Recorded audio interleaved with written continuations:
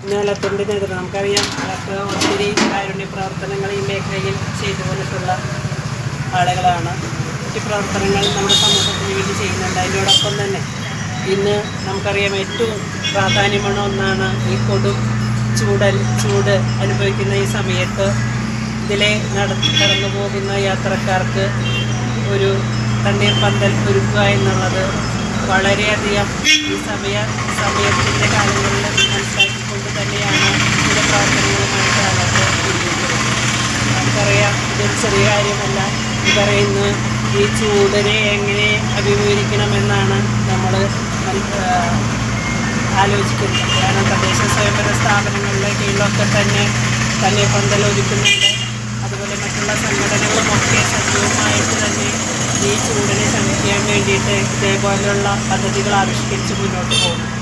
എന്നാലും ഈ ചൂട് ഈ മെയ് മാസം കടന്നു പോകണമെങ്കിൽ ഭയങ്കര കാഠിന്യമായ ചൂടാണ്. എല്ലാ കിണറുകളും അതേപോലെ തന്നെ ഇതൊക്കെ തന്നെ വെള്ളം വറ്റി വരേണ്ട ഒരു സമയത്ത് കൂടിയാണ് നമ്മൾ കടന്നു പോകുന്നത്. അപ്പോൾ തീർച്ചയായിട്ടും ഈ പ്രവർത്തനത്തിന് നഗരസഭയുടെ പേരിൽ ഏറ്റവും കൂടുതൽ അഭിനന്ദിക്കുകയാണ്.